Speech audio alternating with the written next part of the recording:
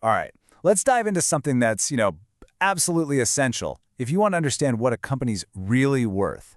We're talking about asset impairment. Now, I know it sounds super technical, but trust me, getting a grip on this is how you see past the surface level numbers and understand a company's true financial health. So let me just ask you this straight up. When you look at a company's balance sheet, is an asset they list really worth that number? It seems like it should be, right? But the answer? Well, it's a lot more complicated than you'd think. And that's exactly the problem asset impairment rules were created to fix. And this gets us right to the heart of it, the overvaluation problem. Look, a company can say its factory is worth millions of dollars. But what happens when some new technology comes along and makes that whole factory obsolete? Or a brand that was once a household name suddenly tanks? You see? When what's on paper doesn't match the real world, you've got this hidden risk, kind of like a ticking time bomb for investors. And that is exactly where IAS 36, or International Accounting Standard 36, steps in. The best way to think about it is as the official rulebook. It's the thing that forces companies to take a step back and do a serious reality check on what their stuff is actually worth. It's all about making sure their assets aren't just wishful thinking on a spreadsheet. Okay, so to really unpack this, we've got to nail down 3 key ideas. And to make it easy, we're just going to use a simple analogy. Let's say it's your car. It'll make these concepts click, I promise. So first up, we've got the carrying amount. This is pretty simple. It's just the value of an asset written down on the company's books, after you've subtracted all the wear and tear, depreciation. So for our car, it's what you first paid for it minus a bit of value lost because you've been driving it around for a few years. It's the book value. Simple as that. Okay, next up is the recoverable amount. Now, this one is really, really important because this is what the asset is actually worth in the real world today. And it's calculated in a specific way. You have to figure out the higher of 2 different numbers. It's either what you could get if you sold it or the value you'd get if you just kept on using it. And that leads us perfectly to the impairment loss. This is the financial hit you have to record when that book value, the carrying amount, is more than the asset's real-world value, the recoverable amount.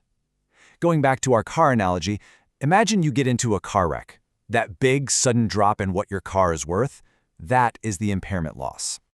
So, you see, it all comes down to this one super simple equation. If the carrying amount, what the books say it's worth, is bigger than the recoverable amount, what it's actually worth, then boom, the asset is officially impaired, and the company has to recognize that as a loss. No ifs, ands, or buts about it. So, a great question is, how does a company even know it's time to check for this? Well, they don't just wake up one day and decide to do it. IAS 36 actually gives them a whole checklist of indicators, which are basically just warning signs that an asset might be overvalued. This is where the real detective work begins. First, the company has to look outside its own walls for clues. Has the market value for that asset taken a nosedive? Has some new technology come along that makes it look like a dinosaur? Is the whole economy just in a really bad place? Heck, even if the company's entire stock market value drops below what its assets are worth on paper, that's a huge red flag. And it's not just about the outside world. Companies also have to look inward for problems. Is a machine literally broken or damaged? Is a whole production line just sitting there gathering dust? Are there internal memos flying around saying, hey, this thing is not making nearly as much money as we thought it would? All of those are alarm bells that mean you have to run an impairment test. Now, there are some assets that get special treatment. I'm talking about goodwill. That extra money a company pays when it buys another company. For goodwill, the rules are way stricter. It has to be tested for impairment every single year. It doesn't matter if there are warning signs or not. It's a mandatory annual checkup. Okay, so a red flag has been raised. The company knows it has to investigate. They can't just make up a number for the damage. They have to do a formal calculation of that recoverable amount. So, how in the world do they actually do that? Well, this is where it gets really interesting. The company has to make a big decision by calculating 2 different numbers. First, there's the fair value less cost of disposal, which is just a fancy way of saying what's the net cash we'd get if we sold it right now. Then there's the value in use, which is a calculation of all the future money they expect to make by just keeping and using the asset. And the rule is crystal clear. The recoverable amount is whichever of those 2 numbers is higher.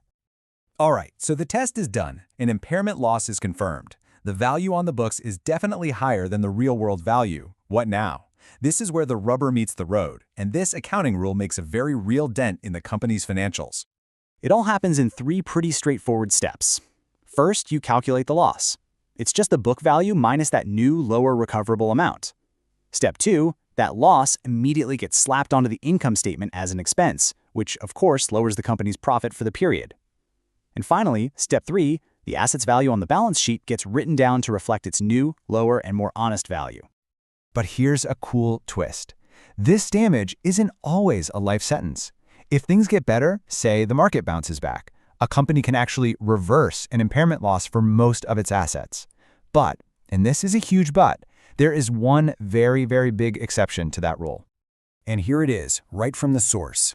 The standard says, an impairment loss recognized for goodwill shall not be reversed in a subsequent period. Let that sink in. This rule is absolute.